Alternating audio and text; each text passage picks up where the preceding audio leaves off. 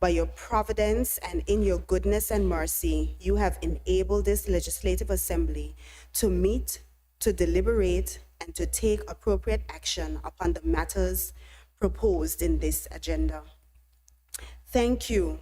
Thank you, Lord, for all the members of this House and for the contribution which they have made to the welfare and well-being of our land.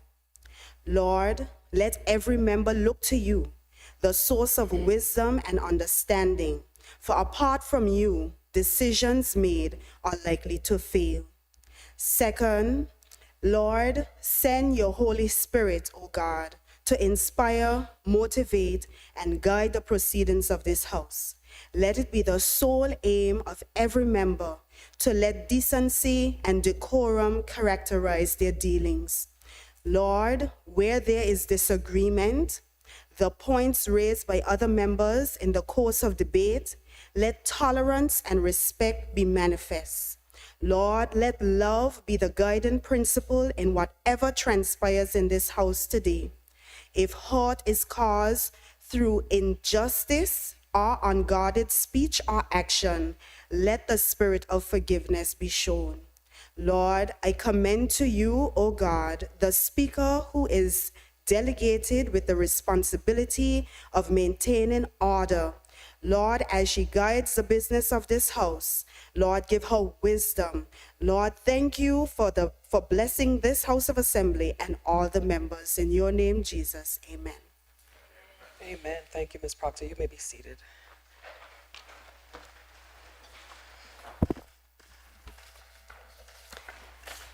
Confirmation of minutes. Minutes of proceedings of the 11th meeting of the first session of the 13th Anguilla House of Assembly. Good morning, members. Welcome to our meeting of the 12th sitting. You have before you the minutes dated 17th November 2025. Are there any corrections or any amendments that you wish to raise?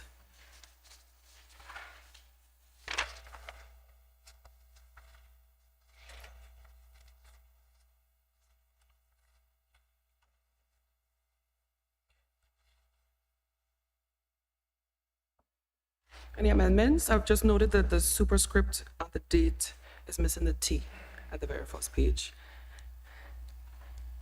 Are there any other amendments?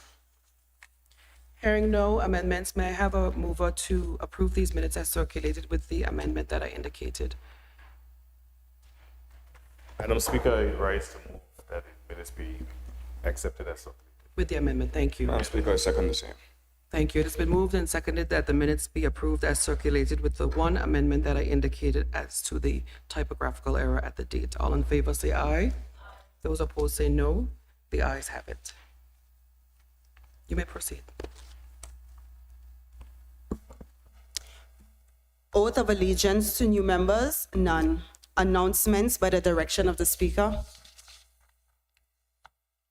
Members, I do have apologies for the absence of the Honorable Leader of Government Business and the Honorable Member Kyle Hodge, who are currently in the United Kingdom attending the Joint Ministerial Council. I also have apologies for the absence of the Honorable Leader of Opposition.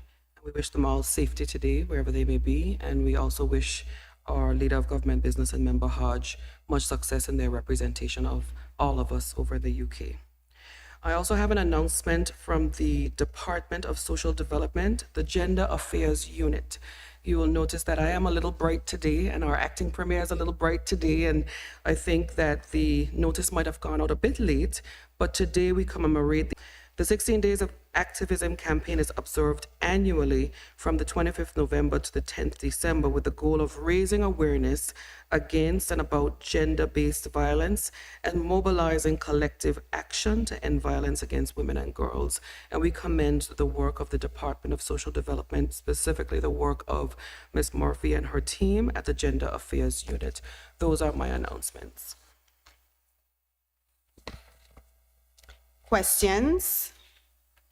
The Honorable Member for Rhodes South to ask the Honorable Single Island-wide Member, Mr. Vanterpool, the Minister of Infrastructure, Communications, Utilities, Housing, Information Technology, and E-Government Services, the following questions. The chair recognizes the honorable member for Road South to put the questions to the honorable Single Island White member. We will take them one by one, and the responses will be one by one. You may proceed. Good morning, Madam Speaker, and thank you for the opportunity, and thank the member for the opportunity to present these questions. Question number one: what specific arrangements have been made between the government of Anguilla and Bermuda Air regarding the payment of empty seats, particularly in light of public statements indicating that the airline cannot operate flights into Anguilla at full capacity? Good morning, Madam Speaker, and good morning to the listening public and the fellow members, host of Assembly staff. I thank the member for the question. In response to question one, on June 19th, 2025, the government of Anguilla entered into a strategic partnership with Bermuda Air to secure direct air service from Boston, New Jersey, and Baltimore during the critical winter season, which is from December to April. To address runway limitations and ensure these high-value routes operate, the government agreed to provide limited support for unsellable seats on the Boston and New Jersey routes, recognizing the strategic importance of connectivity from the northeastern U.S., which is Anguilla's primary source market. This agreement is strictly time-bounded and applies for one season only, with no obligation to continue beyond April of 2026. It is important to emphasize that publicly releasing the financial particulars of this agreement could compromise the government of Anguilla's strategic negotiating position. Such disclosure may inadvertently establish expectations among carriers regarding financial arrangements, particularly influencing future decisions in ways that do not align with the government of Anguilla's long-term aviation and economic objectives. We have already encountered cases where carriers sought subsidies for non-critical routes, and full transparency on this agreement could amplify those demands. For this reason, the government treats these arrangements as highly confidential and evaluates each case based on its individual merits and potential economic return in alignment with national tourism objectives. Member for Road South. Thank you, Madam Speaker. Question number two: what is the total amount the government of Anguilla has paid to date in relation to Bermuda Air's operations and flight into Anguilla?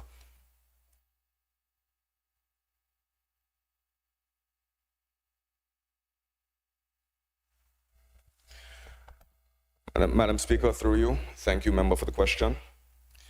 To date, the government of Anguilla, through the Anguilla Tourist Board, has invested approximately $240,000 in marketing initiatives to promote Bermuda Air's upcoming flights and support the inaugural service scheduled for December 17th, 18th, and 19th.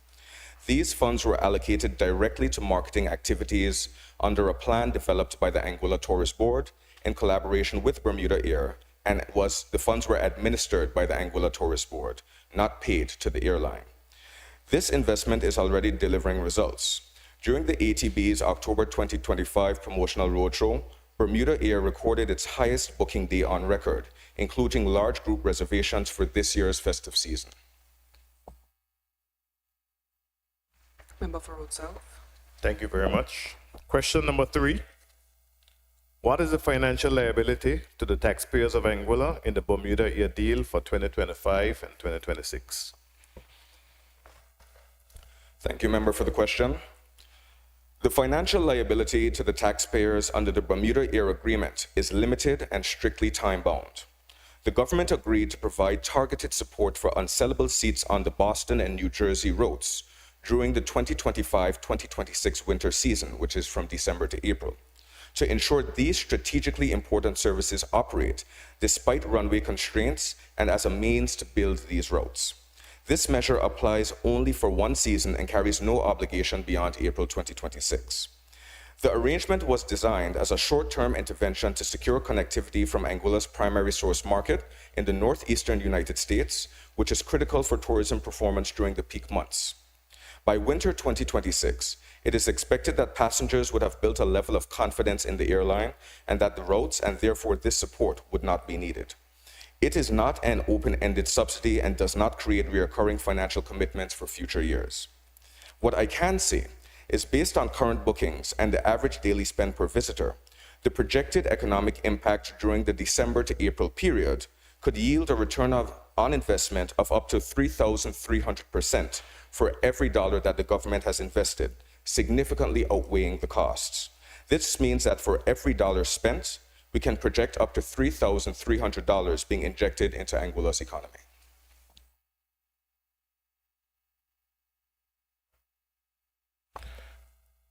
Will similar financial arrangements be entered into with any future airlines?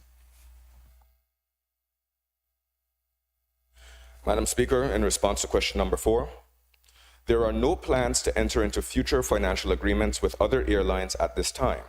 The Bermuda Air Agreement is a unique case due to the strategic importance of securing direct access to Boston and New Jersey.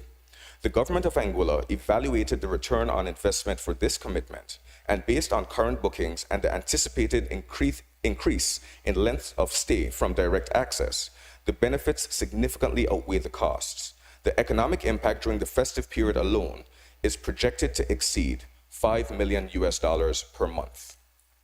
Previously, marketing support has been allotted to Cape Air and American Airlines. I recognize the honorable member for Road South. Thank you very much, Madam Speaker. Will MICU or the government of Anguilla aid the local aviation sector, and what is the quantum of the aid? Thank you, Madam Speaker. An old adage that I'm sure my colleague is very familiar with: a rising tide floats all boats. While there is currently no specific plan or quantum of direct financial aid to the local aviation sector, the economy benefits from these new direct flights the economic benefits from these new direct flights will positively impact the entire industry. Bermuda Air is also exploring code sharing with a local carrier, enabling passengers to connect through Anguilla to destinations such as St. Bart's and the British Virgin Islands. This initiative lays the foundation for Anguilla to evolve into a strategic hub for regional travel. Beyond aviation, increased connectivity will drive tourism growth, boost local businesses, and create opportunities for infrastructure upgrades, workforce development, and benefits that ripple across the economy. Thank you. Honorable member for Road South, question number 6. Thank you very much, Madam Speaker. Has your ministry and the government extended the contract for the fixed base operator at the Clayton J. Lloyd International Airport? And if not, is the government able to fulfill the obligation of acquiring the FBO facility at market value? Thank you, member. In response to question number 6, the government at this time has not taken a position on extending the contract for the fixed base operator or not. The FBO agreement is now the subject of a court matter, and I thus cannot comment further at this time. Honorable member for Road South.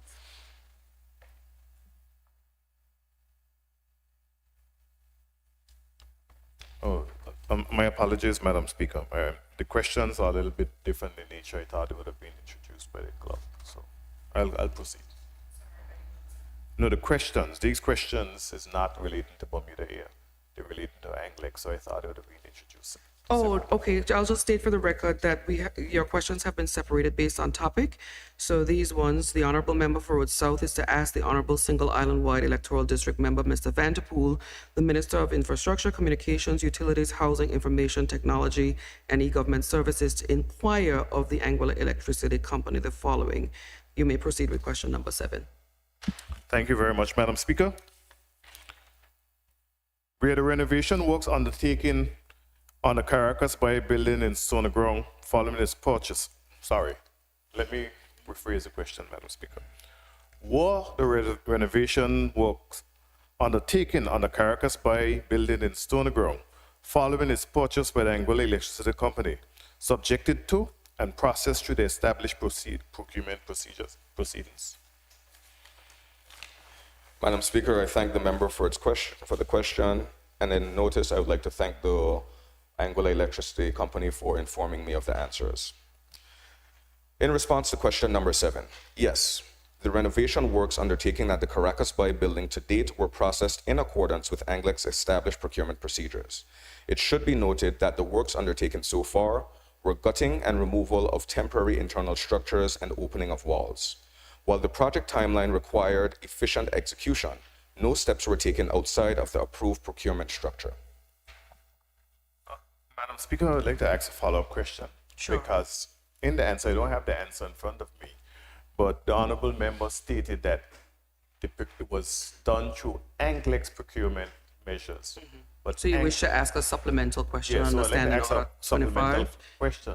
Okay. And that supplemental question relates to the fact that Anglic falls on the government of Anguilla's procurement process. So how was Anglic able to circumvent the law as it relates to moving forward with that procurement process? Wait, I don't think that the member said that they circumvented the law. The answer that I wrote down is that he said they followed the Anglic procurement processes. Your question is to clarify what he means by that. Yes, Madam Speaker, Okay. because Anglic falls under the government of Anguilla's procurement. Right, so I'm just telling you, don't put what Okay. you think he said, ask him the supplemental question that you want to ask to get the clarity that you want. Yes. Ask him. No, you ask him. Yes. Given the fact that you stated that it was done through Anglic's procurement process without reference to the legal process, which is the government of Anguilla's procurement process, I would just like to have clarity as it relates to whether or not it was done through government of Anguilla's procurement process that is legally required to do. Thank you, Madam Speaker. Madam Speaker, the question references Anglic's internal procurement procedures. As we know, according to the Procurement Act, there's a minimum spend which triggers government's procurement process. And if the member waits until I get to some of the follow-up answers, there's expressed explicitly that Anglic is following government's procurement procedures. As I stated, these answers were given from the board, and they've assured that all procurement procedures have been followed. But the concrete answer to your supplemental question will be expressed in a further answer to one of your follow-up questions. Are you satisfied with that? Okay, move on to your next question then. And then you can revisit it if you have to. Thank you, Madam Speaker. Has a comparative analysis inclusive of financial and logistical comparisons between constructing a modern fit-for-purpose building for Anglic against purchasing and renovating the Caracas Bay building been undertaken? Thank you, member. In response to question number 8, yes. Prior to the acquisition, Anglic assessed the option of constructing a new purpose-built facility. The comparative review took into consideration timelines, land availability, and operational requirements. The strategic urgency of securing an adequate facility to support and consolidate Anglic's departments and equipment was central to the acquisition. The analysis demonstrated that purchasing and renovating the Caracas Bay building represented a more viable and cost-efficient option, particularly given the immediate need for warehousing and administrative capacity. This decision was therefore guided by practicality, fiscal prudence, and long-term interests of Anglic. Member for Rhodes South. Thank you, Thank you, Madam Speaker. Member, has an evaluation been conducted to confirm the expenditure provides value for money? And if so, what were the findings? Thank you for the question, member. In response to question number 9, yes, as part of Anglic's capital project approval process, a value for money review was conducted. The property, inclusive of land and infrastructure, was acquired on auction for approximately $2.25 million US, and its appraised value at the time of acquisition was over $4 million US. It is estimated that the renovation work will cost approximately $800,000 US. Upon completion, the property will exceed a market value of its appraised value at the time of acquisition. The findings, as well as the opinion of the expert, Mr. Van Wen Brooks, are that the existing building provides a structurally sound base, thereby reducing renovation and construction time. Renovation costs will be significantly lower than a full new construction at an alternate site. The location allows for efficient logistics for equipment storage and operational movement. The existing structure would allow for a renovation project that aligns with Anglic's broader modernization and resilience strategy. Member for Rhodes South. Thank you very much. Thank you very much, Madam Speaker. Thank you, member. As an honorable member, you stated that this facility will be completed by the end of 2025 and will be important for the storing of solar panels. Is this on track? Thank you for the question, member. The project was originally projected to be completed by December of 2025. The project remains substantially on track. However, Anglic is following government's procurement process as it is subject to the procurement legislation. Therefore, the pace at which the renovation work moves is a factor of the government procurement process. As with any major infrastructural project, timelines may also be influenced by supply chain factors affecting the region. However, Anglic remains committed to achieving operational readiness within the shortest possible time frame. Anglic will provide updates transparently once procurement processes are complete. I have a follow-up question on procurement because legislation speaks of $4,000 as a base, right? The question to you, honorable member, is the existing works that occurred since the purchasing of the building exceeded the $4,000 quantum? Wait, is this a supplemental question? question, Number madam. 10? Which question are we on? Number 10? Number 10, yes, thank you. Yeah, so number 10 was in respect of whether it is going to be completed by the end of 2025. And then the member said it is on track, but it's subject to procurement. Right. So your supplemental question to clarify is which part of the answer? Yes, my supplementary question is relating to the procurement and the fact that works had already commenced. And I think the honorable member stated that government of Anguilla has a baseline in terms of procurement, the quantum, the dollar figure, which is $4,000 EC. He didn't say $4,000. No, he didn't say $4,000 EC. What I'm saying is reference the base. I'm just saying it is $4,000. So what the question is, therefore, that if it is that the existing works, the works that we have seen there since the purchase of the building, did it exceed the base? That's a new question, though, member, It's a and you're follow-up perfectly question. allowed. A follow-up question is to clarify something that he said. A new question seems to be emerging from what you're saying, which you're allowed to bring next sitting, but I don't think I don't think that the member has said anything. You're indicating that you're prepared to answer it, even though it's a new matter. Very well. He'll answer it. But just let it be known for future that it is a new matter, but you've acceded to his request. That's fine. Proceed. Yes, Madam Speaker, I thank you for following the rules, but on this occasion and not wanting to belabor this point and spread it beyond multiple sittings, I will address the question. And Madam Speaker, I'll address the question by referencing a section of the answer to question number 7. Question number 7 was, were the renovation works undertaken at the Caracas Bay building in Stony Ground following its purchase by Anglic subjected to and processed through the established procurement procedures? The response to which is yes. The renovation works undertaken on the Caracas Bay building to date were processed in accordance with Anglic's established procurement procedures. Madam Speaker, the delay references government's procurement procedures, and the fact that all established procedures have been followed thus far leads me to logically conclude that any work that has taken place thus far that were not subject to government's procurement process was below the threshold. But you see why it shouldn't have allowed that, because you're speculating.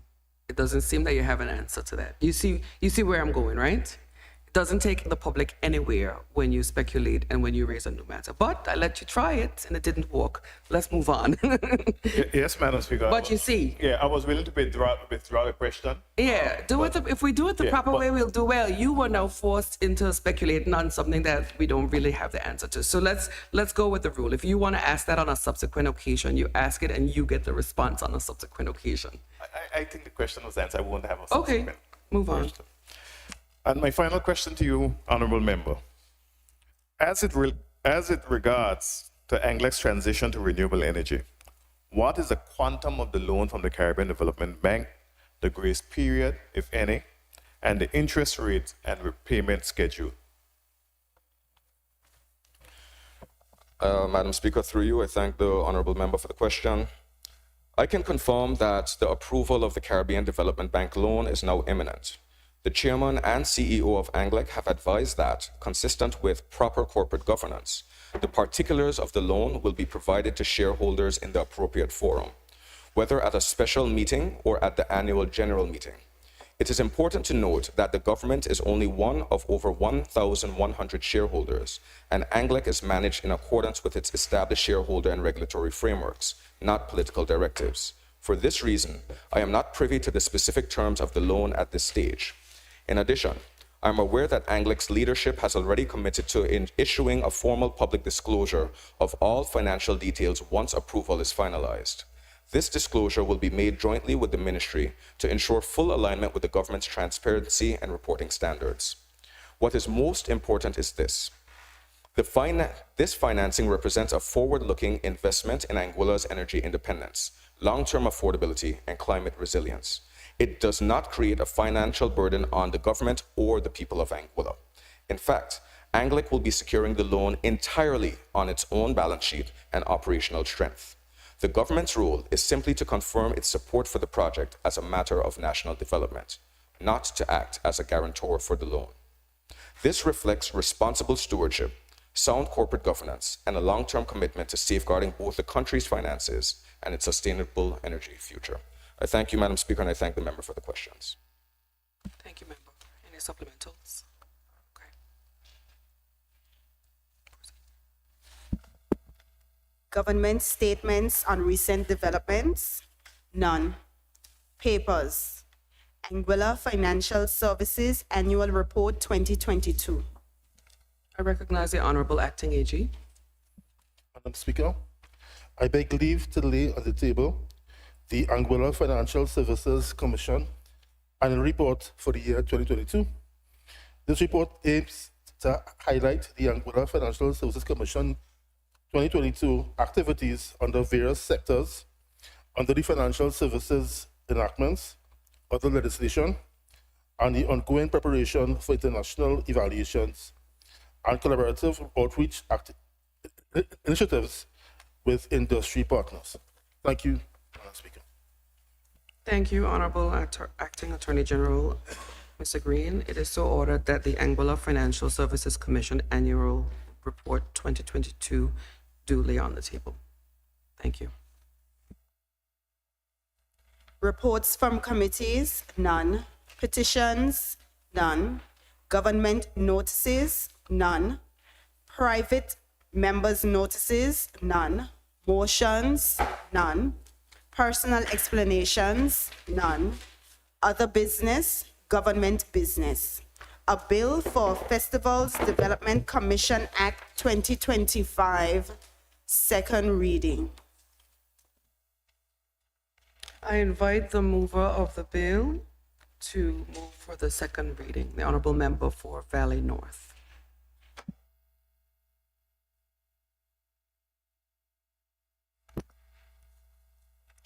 Good morning, Madam Speaker. Good morning to the members of this Honorable House, those listening via Facebook Live and radio.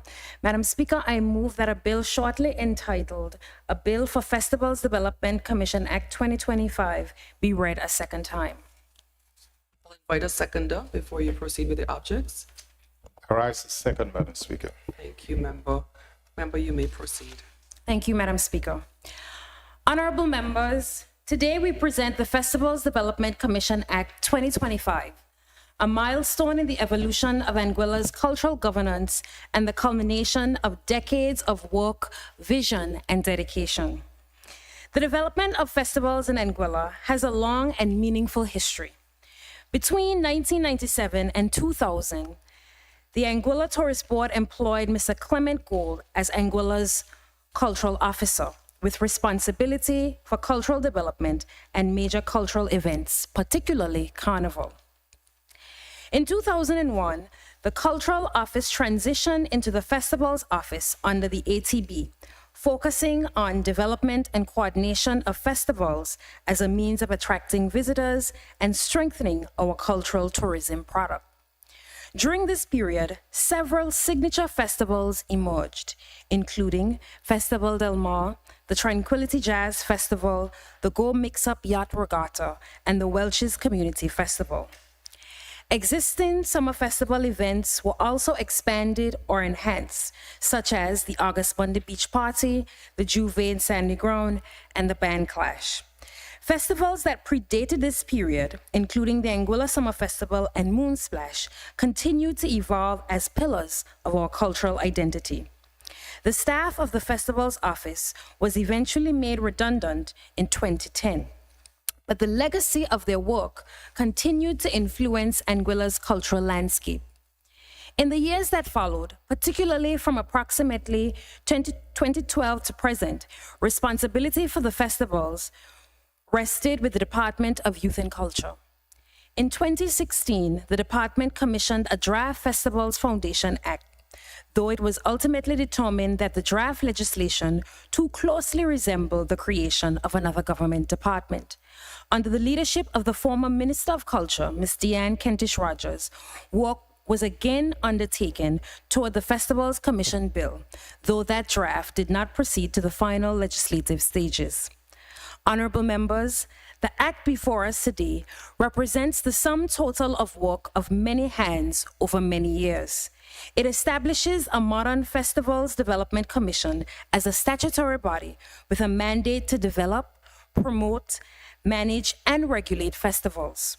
To ensure that our cultural heritage remains central to festival development, to strengthen local talent and the creative industries, and to operate within a corporate governance framework aligned with international best practice.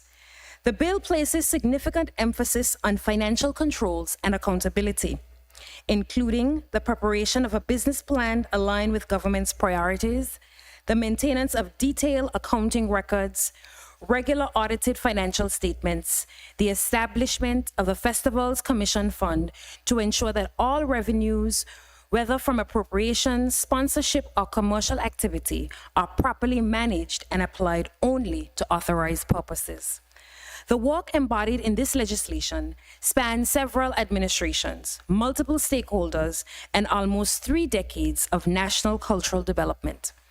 In recognition of this journey, I dedicate this bill posthumously to Mr. John Benjamin Casey, who has consistently championed the need for an agency such as this and has long understood the importance to the orderly growth of our festival and cultural economy.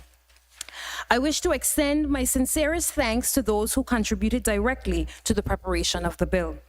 The Permanent Secretary, Ms. Bonnie Richardson-Lake, Ms. Tiffany Carty, Ms. Avon Carty, and Ms. Dawn Richardson, whose input and commitment were invaluable. I further thank Mr. Fitzroy Briggy Tomlinson for his review, feedback, and steady support over the last 9 months. Finally, I wish to thank my ministerial colleagues, and I extend my gratitude to them for their trust, collaboration, and support. Honorable members, this bill represents not just an administrative reform, but a national commitment, one that safeguards our culture, strengthens our creativity, and honors those who have labored to bring us to this moment. I commend the Festivals Development Commission Act 2025 to the House. Thank you, member. The floor is now open for debate of the bill that is on before us, the Festivals Development Commission Act 2025. I recognize the honorable member for Road South. Madam Speaker, there's a lot more that unites us than divides us. And this is a piece of legislation that will have universal support from both sides of the political divide, and hopefully from the general public, because this was a long time coming, Madam Speaker. I've seen the hard work. The member for Valenard, she spoke of those persons who have contributed to the development of this bill. And I've seen the hard work related to this bill. I've seen also the former minister working on this bill also as a trained lawyer. And she brought back some memories in terms of referencing Clement Gould. I remembered him way back in 1997, 1996, when he worked here in Anguilla, Madam Speaker. And I think that the people of Anguilla will be very happy that this has finally reached to this honorable house. It has been years in the making, and I stand here in full support of this particular bill. Thank you, Madam Speaker.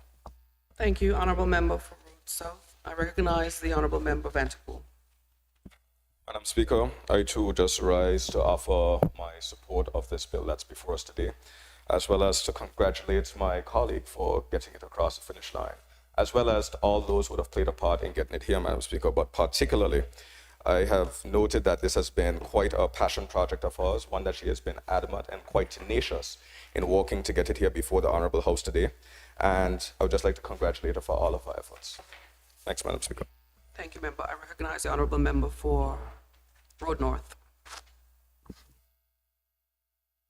Thank you, Madam Speaker. Good morning to all the members of this honorable House. Good morning to all of those who are listening. Madam Speaker, like the member for Road South said, this is a bill that's uncontentious for this House, as it has support from both sides. And you're on a good streak, Madam Speaker. All members supported the last bill that came to this House. All members are supporting this bill today. So we'll see how the rest of the year goes, Madam Speaker. But Madam Speaker, I really do stand in support of this bill. As the honorable member presented in her opening message about the bill, this has been a long time coming. As a matter of fact, on my way to this honorable House, I was listening to a popular radio announcer, and he was speaking about how long he has been invited to meetings over and over, and it seems to have gotten in nowhere. The last Minister for Culture did a lot of work in getting it back on track, and it's good to see that this new minister have gotten it across the finish line. So it's really, really good to see this coming to the Honorable House. Madam Speaker, I missed the public consultation yesterday because I had some prior engagements, and I would have loved to be at the public consultation because I just have a few concerns, nothing major, but just that would have been cleared up. Do you want to do that at committee stage, or do you want to raise it as part of your debate now? Yeah, No? I will. You can raise it now? Okay. No, I'll raise it at committee stage, just for the. Yeah, you can raise it now, and then we can raise it at the committee stage as well. I'll raise it now, and just for the general public to be aware of it. Madam Speaker, I've always had an issue. It's one of them is in section 4 of the bill. I've always had an issue where statutory bodies that do get a subvention, in turn, do give monies to philanthropic causes. Yes, if they are charitable, we fully understand, but when they're about to make money and gain profit, I do have an issue sometimes when monies are given from government coffers to those engagements. The other issue I had, Madam Speaker, in it again slightly, and I think the AG here might be able to help us in committee stage, because I'll raise this one in committee stage, is in section 11, where it states that if anyone is co-opted by the board, that it has to meet the approval of the permanent secretary.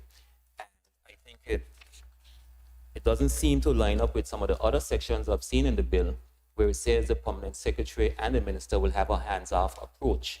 So maybe we'll get some clarity in committee stage about that. But also the great thing about this bill, Madam Speaker, is not, we speak about culture in the bill, but it's key that we speak a lot about heritage in the bill as well. Because, as we get, each generation goes a little further from our history, and we sometimes forget what especially our summer festival and our August festivities are all about. So it's very, very important and very key that it's in this bill that we will always seek to honor our cultural and our historical heritage, Madam Speaker. And as I said, I rise in full support of this bill. Thank you, Madam Speaker. Thank you, member. I did recognize honorable member for West End prior. You can proceed. Thank you, Madam Speaker. I was trying from first off, but the others beat me to it.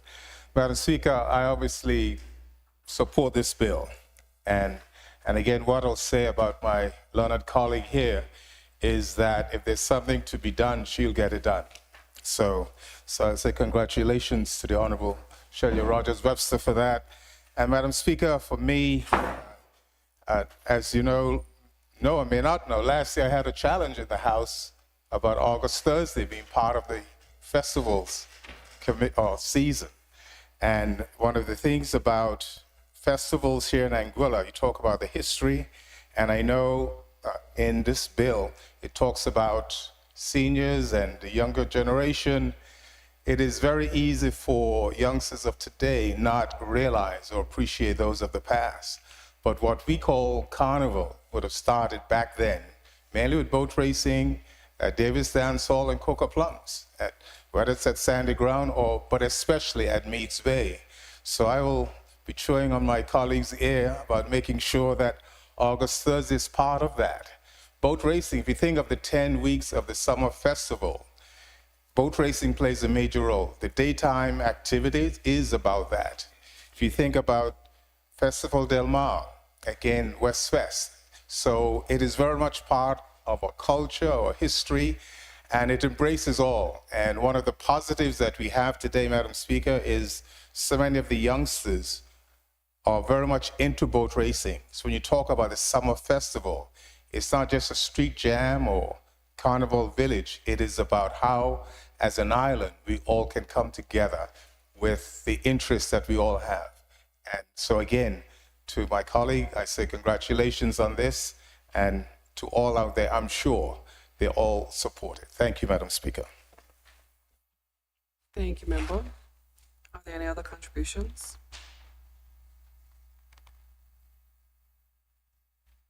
If there are no other contributions, I invite the mover to reply.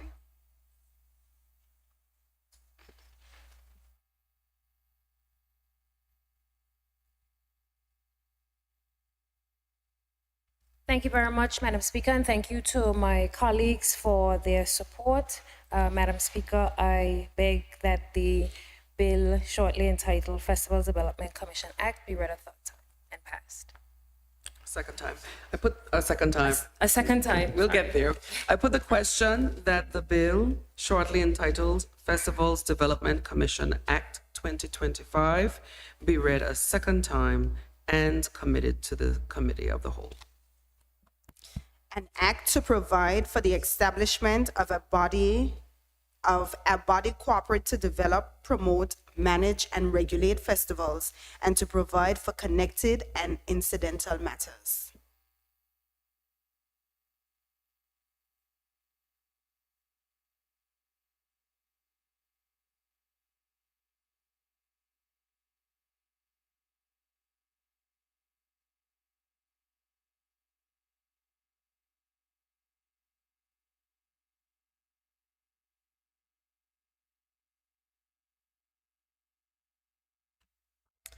I therefore put the question that the bill be read a second time. Those in favor say aye. Those opposed say no. The ayes have it. The bill is to be read a second time.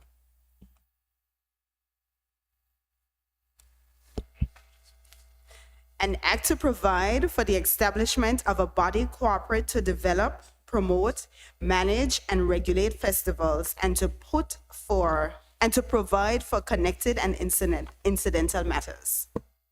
Thank you, Deputy. At this time, I propose to take a 5-minute break to stand down just to prepare for the committee stage. If that is amenable, I would appreciate that. Thank you, members.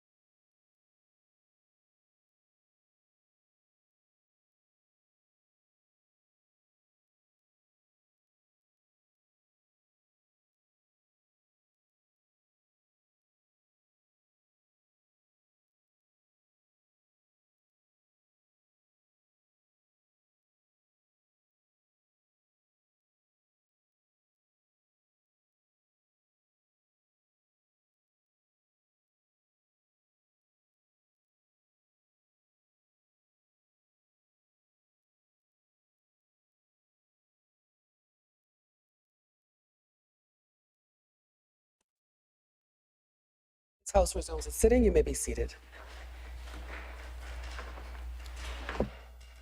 The House now resolves itself into a committee of the whole to consider Clauses 1 to 6. Are there any comments in respect of clauses 1 to 6? Honorable member for Road North, I believe in your debate you would have raised a query in respect of section 4. Would you want to raise it online during the committee siege? Not necessarily, Madam Chair. That was just my personal opinion on An that matter. observation? Yeah.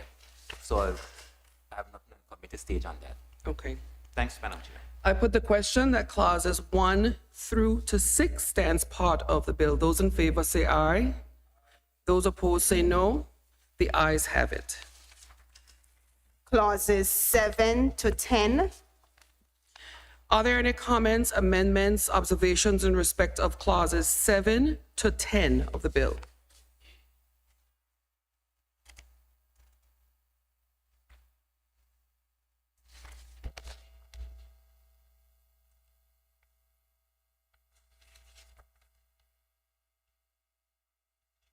Hearing no amendments, I put the question that clauses 7 to 10 stands part of the bill. Those in favor say aye. Those opposed say no. The ayes have it. Clause 11. Clause 11. Are there any comments, questions, observations from any members? I recognize the honorable member for Road North. Thank you, Madam Chair. In reading section 11, subsection 2, and if you don't mind, Madam Chair, I'll read it out. It says, no fund shall be transferred. Well, I'll read subsection 1. The board may co-opt a person to assist it or a committee of the board with any matter where it is satisfied that a person's experience or qualifications are likely to strengthen its competence. Subsection 2 says, no fund shall be transferred to the person co-opted under subsection 1 unless the full terms of reference and any amendments have been forwarded to the permanent secretary. My concern, Madam Chair, is that this contradicts section 12, where it says the board shall be collectively responsible for the corporate governance, financial stewardship, and general oversight of the commission. And also in section 16, subsection 1C, with the policy directions, it says, as it relates to hiring, dismissal, the policy direction from, again, policy direction, section 16, 2. Any policy direction shall not C, relate to the hiring, dismissal, promotion, pay, or other employment arrangements for any employee, or C, interfere with the use of any board discretionary powers to confer a benefit to a third party. So it just seems, Madam Chair, that subsection 11, subsection 2 contradicts both of those other sections that I just read out. So I just needed some clarity on that, Madam Chair. Thank you very much for that, member. And I think that is a valid point generally, and it's a question that many others in the general public had as well, because there are a number of persons in the general public who would like the Festivals Commission to be completely separate from government. However, the problem with that is that if you're completely separate from government, then government doesn't have the ability to audit you, to make sure that you're spending government's funds adequately. And this specific section speaks to co-opting a person to serve on a committee or just generally co-opting them outside of operational purposes. So this isn't in reference to someone working for the commission as an established employee. In the past, we've had some issues with certain committees and statutory bodies where committees would just randomly appoint person and say, well, this person is working with us for a particular period of time, and they would be paying them exorbitant sums of money, and you can't really track the terms of reference. There's no employment contract or anything in relation to that. And so we want to guard against that as much as possible. And notice in the language, it says that no fund shall be transferred to the person co-opted under section 1 unless full terms of reference and any amendments have been forwarded to the permanent secretary. So it doesn't say that you can't do it. It says you can't do it unless you forward it. So it doesn't even say you're making a decision in consultation with. It says unless you forwarded the terms of reference. So all we desire to have is that the terms of reference of the person you're co-opting has been sent to the permanent secretary. If there's any major red flags, then those red flags can be addressed once the terms of reference have been sent. So it's not really designed to restrict the organization in any way, shape, or form from employing persons, established persons. The ministry will not be involved in that employment process. That is the commission. Any statutory body is subject to the Financial Audit and Administration Act, and there are certain provisions in that act that need to be adhered to. So this is one mechanism that allows us to be able to do that. P.S. I don't know if you want to add anything. No, you said it perfectly. I would just say that if you read the different sections of the legislation, you'll notice it does try to strike a balance between independence for the commission and financial oversight. So there's a lot of references to Ministry of Finance, PS Finance, but it also specifies that the ministry is not to interfere with or try to sway the commission in any way. So it's trying to strike a balance. Also, Chair, in terms of legislation, the House is always here, and if Government of Anguilla, the minister sees that this thing is being abused in any way, there's always the possibility of legislative change. So, I am just happy to see that this has come to the House and be passed through the House today. Yes, and that was also a concern that was brought up in the House, just in terms of not in the consultation, in terms of the appointment of persons and potential political interference, which again I think are valid concerns, because we've seen challenges over the years over successive administrations, how those challenges have impacted statutory bodies. But I do think that this piece of legislation ascribes exactly the qualifications that certain people must meet in order to serve on the commission. So I think that is a good stopgap in relation to it.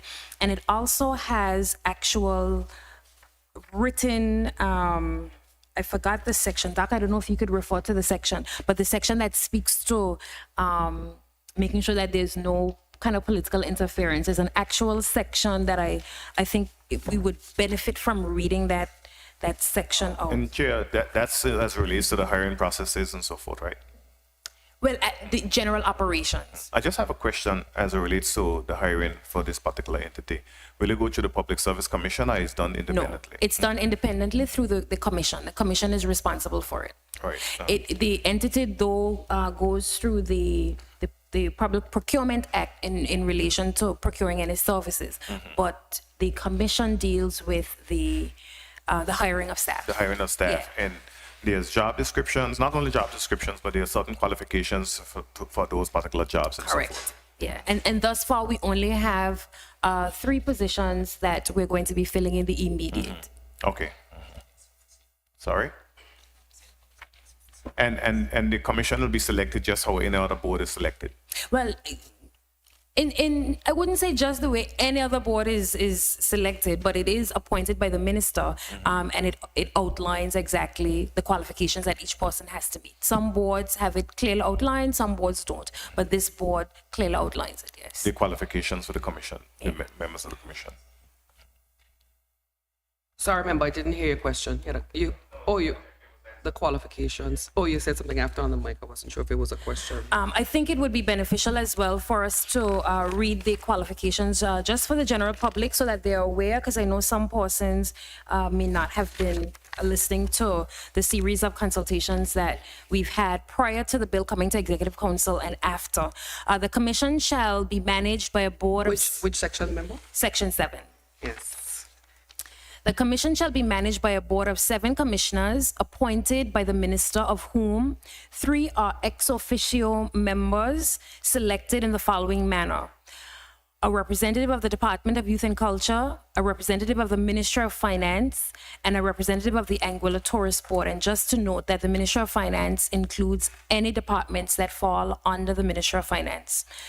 B, 1 is a national youth ambassador or another suitably qualified, unaffiliated youth representative one person with a background in corporate governance, business administration, financial management, and human resource development, one person with a background in festivals management, events planning, public relations, marketing, or communications, and one person representing either the Boat Racing Association or public interests. Also, in terms of what disqualifies someone from being appointed, you cannot serve on the commission if you are under the age of 18, if you're a member of the Anguilla House of Assembly, if you are an officer or an employee of the commission, if you have an undischarged bankrupt, or if you are not of sound mind, or if you've been convicted of a sexual offense or an offense involving dishonesty, whether in or outside of Anguilla. I have a question, Madam Chair, as it relates to the minister speaking about bankruptcy, because there's no bankruptcy legislation in Which section we're on? Let's go to the section. Section That's a 7. qualification. There's no section. bankruptcy legislation in Anguilla, so how There's do a you, bankruptcy act. there's a bankruptcy act?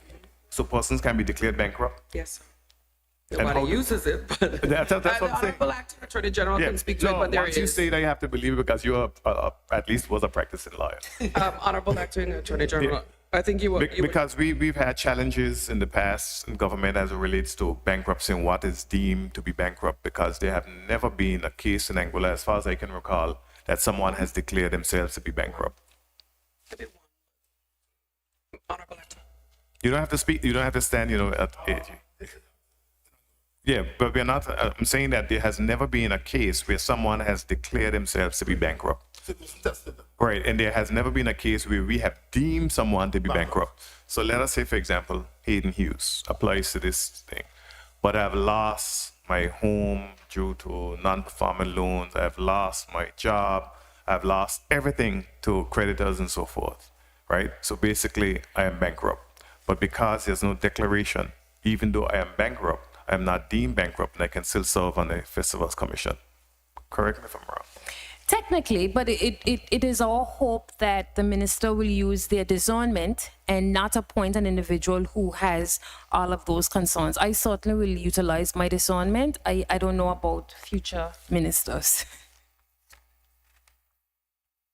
But the law does exist. Yes. there is. And to the honorable member's point, that was actually one of the first questions I asked, because I too was unsure about bankruptcy laws. So I did raise that as well.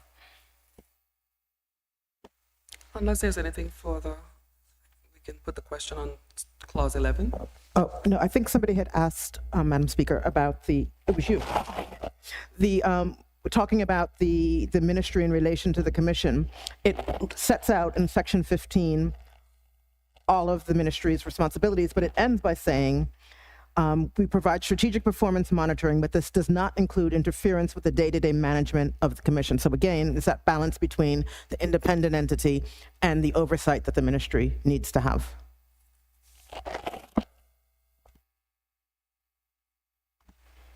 Are there any other contributions, particularly from the opposition bench, in respect of the scrutiny of the bill?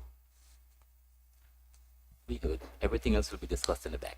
Yes, of course. I also wanted to highlight for, I think the member from Road South was the one that had indicated that if there were any indications that there were problems or changes, that the House remained available. So I wanted to commend the member for reminding us that this is a House that allows motions on both sides. So of course you will be vigilant in respect of section 11, a member from Road North, as to how that will operate. Thank you. I agree with that as well, Madam Speaker. And I just want the general public to know that throughout this consultative process, and certainly since I've been minister, I have reviewed a number of different acts across the Caribbean. I've also engaged with a number of my counterparts on how their particular acts, the challenges that some of their acts have, and some unintended consequences of those acts. And they have not been able to aggressively change the acts as necessary, but those acts have posed some significant challenges, and I think we have guarded against that in this particular act. So while there may be persons who have concerns in relation to the particular direction that we've taken, we want to avoid some unintended consequences, and so I think the act in its current form is a good place to start, and over the next year or two, we'll then continue to evaluate it. I therefore put the question that Clause 11 stands part of the bill. Those in favor say aye. Those opposed say no. The ayes have it. Clauses 12 to 20.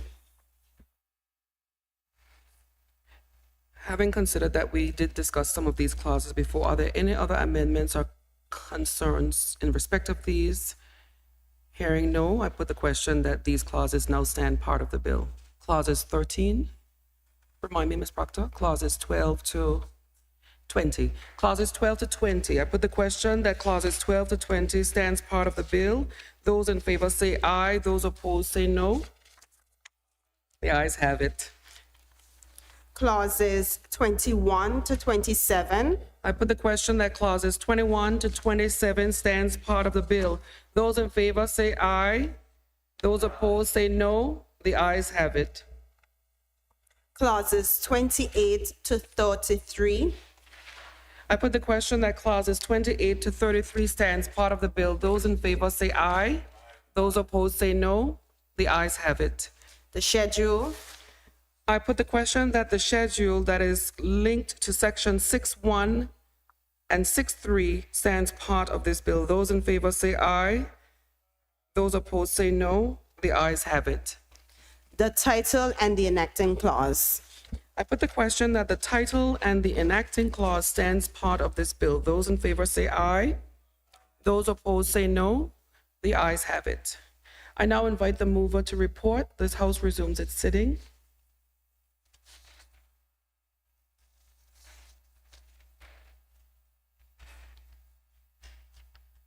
Or the Deputy Clerk, you may report. You may report.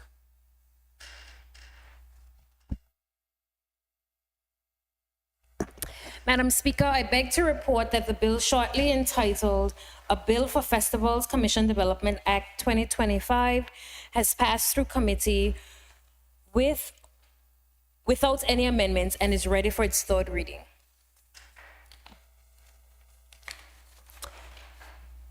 A Bill for Festivals Development Commission Act 2025, third reading. I put the question that a bill to move the motion that it be read a third time and passed. Madam Speaker, I beg to move that a bill shortly entitled Festivals Commission Development Act be read a third time and passed. Seconder? Madam Speaker, I raise the second.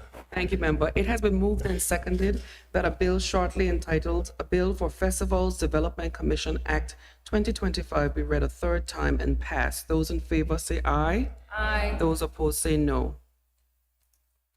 The ayes have it. Bill read a third time. An act to provide for the establishment of a body corporate to develop, promote, manage, and regulate festivals, and to provide for the connected and incidental matters. The bill has been read a third time and passed. I order that the bill is now declared a bill for Festivals Development Commission Act 2025. And I congratulate both sides of the House for a very effective committee session and for the passage of this bill with unanimous support. We may proceed with the order paper. A Bill for Criminal Amendment Code 2025, first reading.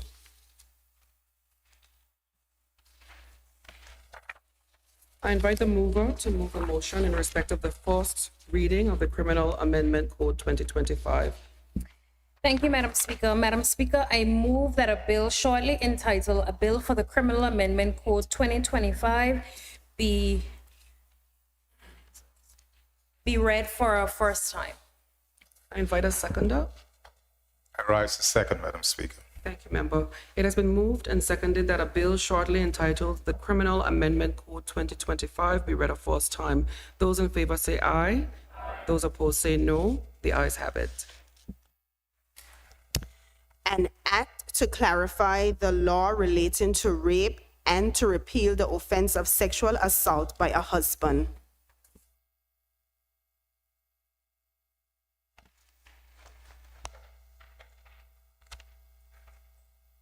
You may proceed.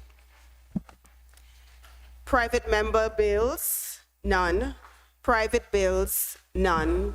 Other orders of the day. I invite members, if there are any other orders of the day, that you may indicate so now.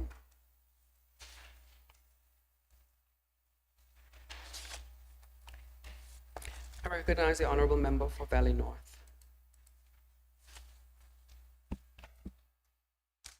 Thank you very much, Madam Speaker. Madam Speaker, I just wish to take this opportunity to recognize one of the members of my team who has been doing an outstanding job in the Gender Affairs Unit, Ms. Kimaloy Murphy.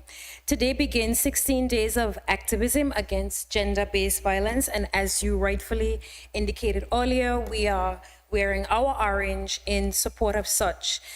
This evening, there is also an activity as well that will be celebrating the same. It's the launch rally at 6:30 p.m. at the Ebenezer Methodist Church in the Valley. So we do encourage persons to come out and support. And I once again want to thank Kamaloy for her outstanding and hard work. Madam Speaker, I also wish to work on the Festivals Commission Act, and I just want the public to also know that tomorrow is 2 years since Mr. John Benjamin Casey has passed, so it is just in time for his anniversary. Thank you very much, Madam Speaker. And at this time, as the minister has indicated in respect of the department's initiative, we do ask that we observe a moment of silence in recognition and commemoration of the families that have lost women who have died as a result of gender-based acts of violence. Please stand.